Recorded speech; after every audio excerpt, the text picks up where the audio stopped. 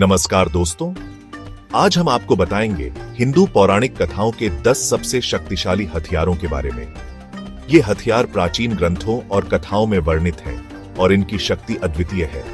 कल्पना कीजिए एक ऐसा हथियार जिससे पूरी दुनिया को नष्ट किया जा सके, या फिर एक ऐसा अस्त्र जो विचारों की गति से भी तेज हो। जी हाँ, आज हम आपको ऐसे ही अद्भुत और अविश्वसनीय हथियारों की यात्रा पर लेकर चलेंगे। तो तैयार हो जाइए एक ऐसे रहस्यमय प्राचीन भारत की ओर, जहां देवी देवताओं और राक्षसों के बीच महायुद्ध हुआ करते थे और जहां इन दिव्य हथियारों का प्रयोग होता था। सबसे पहले हम बात करेंगे ब्रह्मास्त्र की। यह नाम सुनते ही मन में एक अजीब सी सिहरन पैदा होती है। ब्रह्मास्त्र स्वयं ब्रह्मा जी द्वारा निर्मित एक ऐसा हथियार था जो पूरी दुनिया को नष्ट कर सकता था। कहा जाता है कि इसका प्रयोग केवल अंतिम उपाय के रूप में किया जाता था, क्योंकि इसके प्रयोग के बाद उस स्थान पर बारिश नहीं होती थी और वहां जीवन मुश्किल हो जाता था। महाभारत में अर्जुन ने भी ब्रह्मास्त्र का प्रयोग किया था, लेकिन भगवान कृष्ण की कृपा से उन्होंने इसे वापस ले लिया था। इससे पता चलता है कि यह हथियार कितना शक्तिशाली था और इसका प्रयोग कितनी सावधानी से करना पेडीडीता था। अगर आपको लगता है कि ब्रह्मास्त्र ही सबसे शक्तिशाली हथियार था, तो आप गलत हैं। ब्रह्मास्त्र का एक और भी भयानक रूप था, ब्रह्मशिरा अस्त्र। यह हथियार इतना शक्तिशाली था कि यह पूरे ब्रह्मांड को नष्ट कर सकता था। कहा जाता है कि इसके प्रयोग से स्वयं समय भी रुक जाता था। यह हथियार इतना घातक था कि देवता भी इसके प्रयोग से डरते थे। इसे बनाने और चलाने की विधि भी बहुत कठिन थी और यह केवल कुछ ही महापुरुषों को झांत थी। अब बात करते हैं भगवान शिव के प्रिय हथियार की, पाशुपतास्त्र। यह हथियार शिव जी के क्रोध का प्रतीक माना जाता था और इसे प्राप्त करना लगभग असंभव था। कहा जाता है कि यह हथियार अपने लक्ष्य को कभी चूकता नहीं था और इसे रोका नहीं जा सकता था। यह हथियार इतना शक्तिशाली था कि यह सृष्टि को नष्ट कर सकता था और सभी प्राणियों को पराजित कर सकता था। इसे मन, आंखों, शब्दों या धनुष से छोड़ा जा सकता था। चैप्टर 4, वज्र, द इंडिस्ट्रक्टिबल थंडरबोल्ट। अगला हथियार है वज्र, जो स्वयं देवराज इंद्र का हथियार था। यह वज्र ऋषि दधीचि की हड्डियों से बना था, जिन्होंने देवताओं की रक्षा के लिए अपना शरीर त्याग दिया था। यह वज्र अविनाशी और अत्यधिक शक्तिशाली था और इसे देखते ही दुश्मनों के हौसले पस्त हो जाते थे। कहा जाता है कि इस वज्र से निकलने वाली बिजली इतनी तेज होती थी कि वह किसी भी चीज को भस्म कर सकती थी। इंद्र ने इस वज्र से कई असुरों का वध किया था और देवताओं की रक्षा की थी। चैप्टर 5, सुदर्शन चक्र, द डिस्क ऑफ राइचियसनेस। अब बात करते हैं भगवान विष्णु के सुदर्शन चक्र की। यह एक घूमने वाला चक्र जैसा हथियार था जो किसी भी चीज को काट सकता था और विचार की गति से यात्रा कर सकता था। यह चक्र भगवान विष्णु के हृदय से प्रकट हुआ था और यह उनकी इच्छा से नियंत्रित होता था। कहा जाता है कि सुदर्शन चक्र को रोकना असंभव था और यह अपने लक्ष्य को कभी चूकता नहीं था। भगवान विष्णु ने इस चक्र से कई असुरों का वध किया था और धरती को अत्याचार से मुक्त कराया था।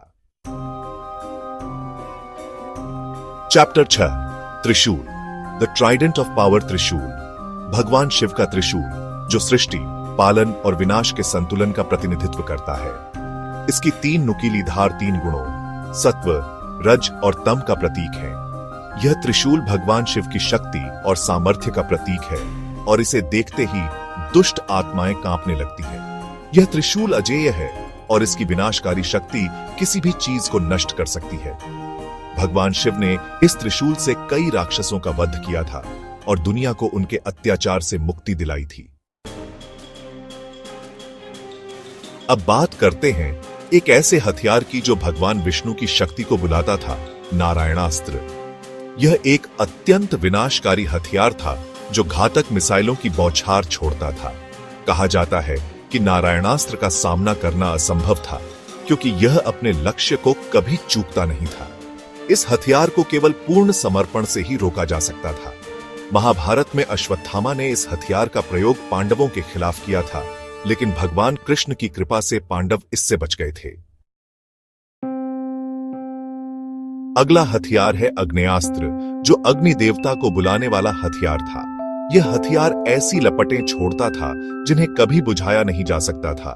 कहा जाता है कि अग्नेयास्त्र का प्रयोग बहुत ही सावधानी से करना पड़ता था, क्योंकि यह अपने रास्ते में आने वाली हर चीज को जलाकर राख कर सकता था। यह हथियार केवल उन योद्धाओं को प्राप्त होता था जिन्होंने अग्निदेव की कठोर तपस्या की होती थी। इस हथियार का प्रयोग महाभारत में भी देखने को मिला था। अब बात करते हैं एक ऐसे हथियार की जिसके सामने समंदर भी नतमस्तक हो जाता था, वरुणास्त्र। ये एक शक्तिशाली जल हथियार था जो अपने रास्ते में आने वाली हर चीज को बाढ़ और डूबा सकता था। कहा जाता है कि वरुणास्त्र का प्रयोग सूखा पड़ने पर भी किया जाता था ताकि बारिश हो सके, लेकिन जब इसका प्रयोग युद्ध में होता था तो यह दुश्मन सेना के लिए प्रलय ले आता था।